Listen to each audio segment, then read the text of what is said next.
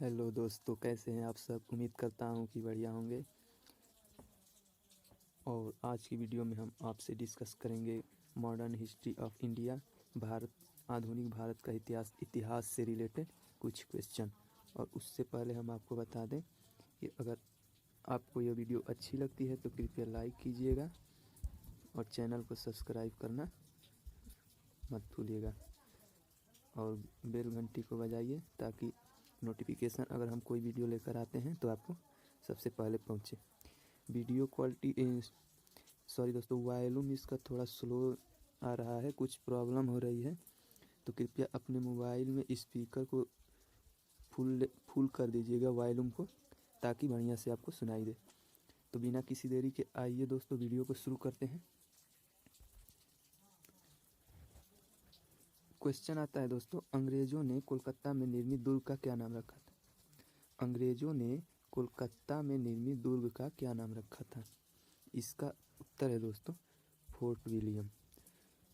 Fort William की बात करें दोस्तों तो वर्धमान जिले के एक जमींदार थे शोभा सिंह, जिन्होंने 1696 में विद्रोह कर दिया, जिसके कारण अंग्रेजों को 3 गांव कालीकट, गोविंदपुर, सूतनूती मिले। इन्होंने 1200 में ये तीनों गांव जमींदारी के लिए ले लिए और वहीं पे इस किले का निर्माण कराया।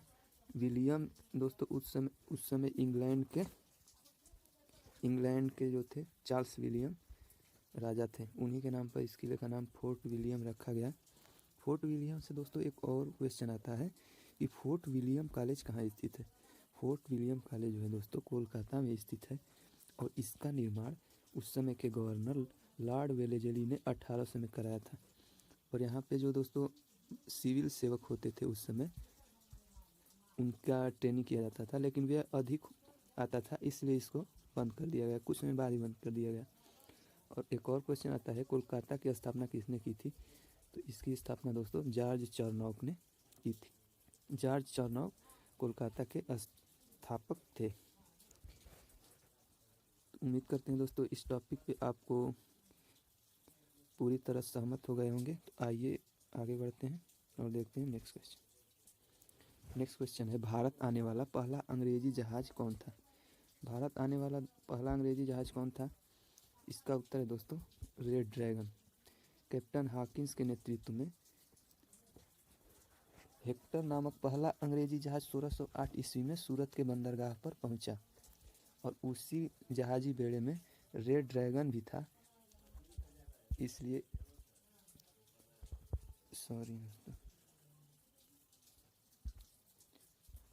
रेड ड्रैगन और लूसेंट में दोस्तों रेड ड्रैगन दिया है, लेकिन कहीं कहीं ये भी देता है कि हेक्टर जो था पहला अंग्रेजी जहाज था जो सूरत के बंदरगाह पे पहुंचा था। लेकिन लूसेंट में रेड ड्रैगन दिया है, तो आपके विकल्प में रेड ड्रैगन होगा तो रेड ड्रैगन मारिएगा, और हेक्टर अगर होगा तो हेक्टर ही मार सकते हैं। कैप्टन हॉकिंस जो थे भारतीय शासक जो जहांगीर उस समय थे, उनके दरबार में उपस्थित होने वाले पहले अंग्रेज थे। आइए आगे बढ़ते हैं और देखते हैं नेक्स्ट क्वेश्चन। नेक्स्ट क्वेश्चन है दोस्तों कि प्रथम कर्नाटक युद्ध कब हुआ था। प्रथम कर्नाटक युद्ध की बात करें दोस्तों तो 1646 से 1648 के मध्य हुआ था। प्रथम कर्नाटक युद्ध ऑस्ट्रिया के उत्तराधिकार युद्ध से प्रभावित था। उसी के मद्देनजर भारत में भी अंग्रेज और फ्रांसीसी सेना एक दूसरे के आमने सामने आ गई, जिससे प्रथम कर्नाटक युद्ध की शुरुआत हुई। और 1748 ईस्वी में एला सापल की संधि द्वारा ऑस्ट्रिया का उत्तराधिकार युद्ध समाप्त हो गया और इसी के तहत कर्नाटक युद्ध भी समाप्त हो गया। फिर दूसरा कर्नाटक युद्ध शुरू हुआ दोस्तों 1749 ईस्वी में, जो 1754 ईस्वी तक चला। इस युद्ध में फ्रांसीसी गवर्नर डुप्ले की हार हुई और फ्रांसीसियों ने उन्हें वापस बुला लिया और उनकी जगह गोडेहू को भारत में अगला फ्रांसीसी गवर्नर बनाया और पंडिचेरी की संधि के साथ इस युद्ध की समाप्ति हो गई। फिर कर्नाटक का युद्ध 1756 से 1763 के बीच हुआ। 1756 ईस्वी में शुरू हुए सप्तवर्षीय युद्ध का ही एक अंश था और इस युद्ध की समाप्ति है जो दोस्तों पेरिस की संधि के साथ हो गई थी। और एक और क्वेश्चन आता है वाड़ीवास का युद्ध कब हुआ था। वाड़ीवास का युद्ध जो है दोस्तों 1760 ईस्वी में हुआ था, जिसमें अंग्रेज सेना ने सर आयरकुट के नेतृत्व में लड़ाई लड़ी और फ्रांसीसी इसमें बुरी तरह परास्त हो गए। पूरी तरह फ्रांसीसी इसमें परास्त हो गए दोस्तों। और 1761 में पांडिचेरी को भी फ्रांसीसियों से अंग्रेजों ने छीन लिया।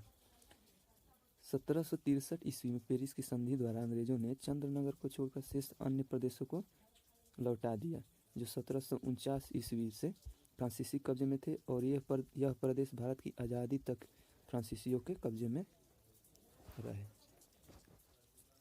आइए देखते हैं हम नेक्स्ट है दोस्तों पुर्तगालियों का मुख्यालय कहाँ था। पुर्तगालियों का मुख्यालय जो दोस्तों गोवा में था। प्रारंभ में अल्फासो द अल्बुकर्क द्वारा कोचीन को मुख्यालय बनाया गया था, लेकिन 1530 ईस्वी में नीनो द कुन्हा द्वारा सरकारी कार्यालय कोचीन से स्थानांतरित कर गोवा बना दिया गया। 1505 ईस्वी में फ्रांसिस्को द अल्मेडा पुर्तगाल के प्रथम गवर्नर बनकर आए और इन्होंने ब्लू वाटर पॉलिसी चलाई। ब्लू वाटर पॉलिसी का मुख्य उद्देश्य हिंद महासागर में नियंत्रण स्थापित करना था और इनका नियंत्रण ऐसा हो गया था दोस्तों कि इनके आदेश के बगैर कोई भी जहाज हिंद महासागर में प्रवेश नहीं कर सकता था और उनको गोला बारूद ले जाने की बिल्कुल पाबंदी लगा दी गई थी। अल्बुकर्क में 1509 में आए जो दूसरे गवर्नर थे पुर्तगाल के और उन्हें 1510 में गोवा को जीत लिया। बाद में नीनो द कुन्हा ने इसे अपना मुख्यालय बना दिया। पुर्तगाली ही दोस्तों सबसे पहले भारत में आए थे और 1498 ईस्वी में आपको मालूम ही होगा कि वास्को डी गामा भारत पहुँचे थे, जो केप ऑफ गुड्स होते हुए जो आधुनिक युग में अब आप उसे दक्षिण अफ्रीका के नाम से जानते हैं होते हुए यह कालीकट बंदरगाह पे पहुँचे थे, जहाँ पे उस समय के राजा जमोरिन ने इनका स्वागत किया था। नेक्स्ट क्वेश्चन है दोस्तों नादिर शाह के आक्रमण के समय दिल्ली का शासक कौन था। तो नादिर शाह के आक्रमण के समय दोस्तों दिल्ली का शासक मोहम्मद शाह था। नादिर शाह की बात करें दोस्तों तो 1739 ईस्वी में दिल्ली पर आक्रमण किया। उस समय दिल्ली का शासक मोहम्मद शाह था।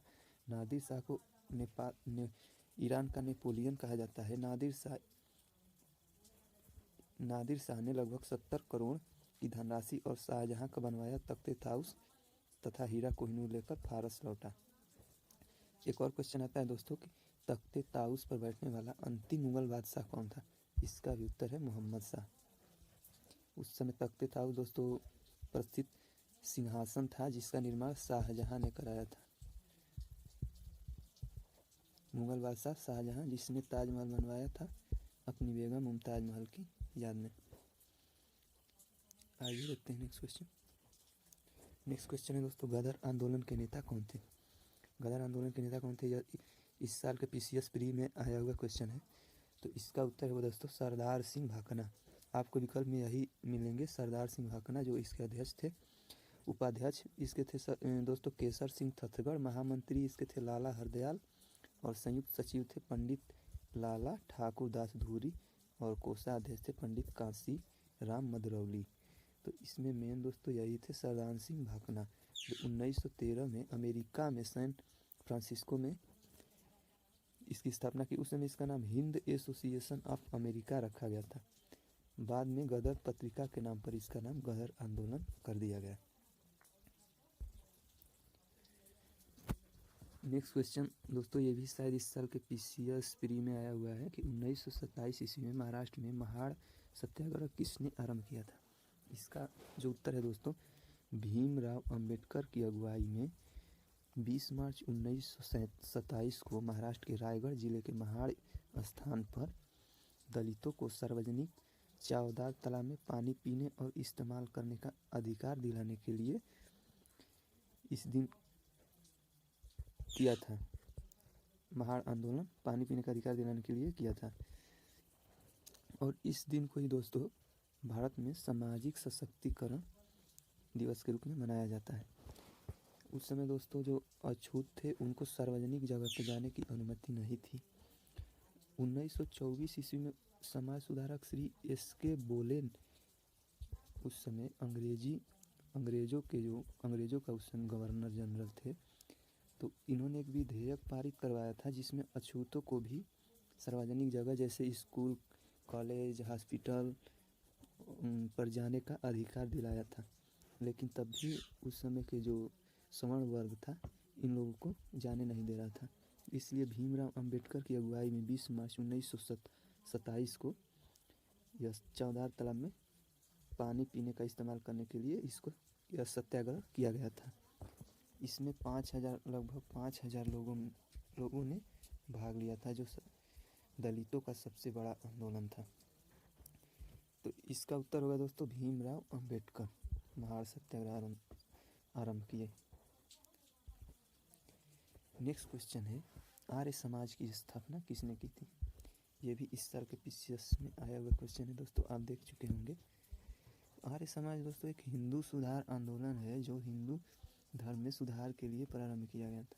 इसकी स्थापना दयानंद सरस्वती ने 10 अप्रैल 1875 में बम्बई में मथुरा के स्वामी विरजानंद की प्रेरणा से की थी। आर्य शब्द का अर्थ है श्रेष्ठ और प्रगतिशील, अतः आर्य समाज का अर्थ हुआ श्रेष्ठ और प्रगतिशीलों का समाज। तो ये थी दोस्तों आज की हमारी वीडियो। उम्मीद करता हूँ कि आपको बढ़िया लगी होगी। अगर बढ़िया लगी है तो इसको शेयर कीजिएगा और चैनल को सब्सक्राइब कीजिएगा। एक और हमारा चैनल है दोस्तों ओमी मैथ 9th और 10th, जिस पे अगर आपके कोई भाई बहन 9th या 10th में है और उनका मैथ कमज़ोर है तो मैथ के विशेषज्ञ ओमकार सर द्वारा मैथ की क्लासेज ली जा रही हैं। तो इन क्लासों का लाभ लें और अपने मैथ को मजबूत बनाएं। 9th और 10th को ही बेसिक माना जाता है। तो अगर आपका बेस मजबूत होगा, किसी मकान की नींव मजबूत होगी तभी वो मकान मजबूत होगा। नींव ही मजबूत नहीं है दोस्तों तो आप मकान मजबूत नहीं बना सकते। तो कोई भी आपके घर के बच्चे या आप मैथ्स इंटरेस्ट रखते हैं और आपका अगर वीक है तो इस चैनल को ज्वाइन कीजिए ओमी मैथ 9th और 10th, सब्सक्राइब कीजिए और सीखिए। धन्यवाद।